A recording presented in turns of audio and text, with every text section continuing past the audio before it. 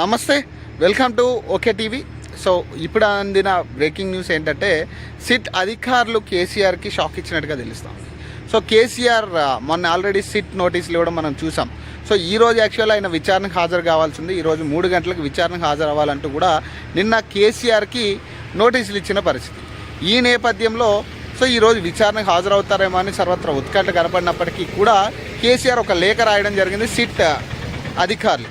ఏమని, నేను ఇప్పుడు రాలేను, సో కాబట్టి ఇప్పుడున్న పరిస్థితుల్లో మున్సిపల్ ఎన్నికలు జరుగుతూ ఉన్నాయి కాబట్టి నేను పార్టీ అధ్యక్షుడిగా మొత్తం వ్యవహారాలన్నీ చూసే పనిలో ఉన్నాను, సో అభ్యర్థులను ఖరారు చేసే పనిలో ఉన్నాను కాబట్టి నేను రాలేను అంటూ కూడా ఆయన సో మీరు మీకు అనుకూలంగా ఉన్న ఇంకో డేట్ చెప్పండి, నేను ఆ డేట్లో వస్తా ఈ ఎన్నికల తర్వాత అన్నట్టుగా ఆయన అడిగిన పరిస్థితి, రిక్వెస్ట్ చేసిన పరిస్థితి ఆ లెటర్లో.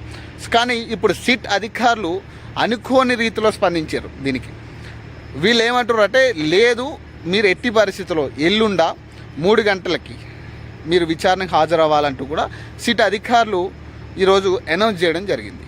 సో ఎల్లుండ 3 గంటలకి ఖచ్చితంగా కేసీఆర్ సిట్ ముందుకి హాజరవ్వాల్సిన పరిస్థితులు ఉన్నాయి. మరి ఈ టైంలో మరి ఇప్పుడు బీఆర్ఎస్ నాయకులు కానీ లేదా ఇప్పుడు దీని మీద కేసీఆర్ స్పందన ఎట్లా ఉంటుందనేది చూడాలి.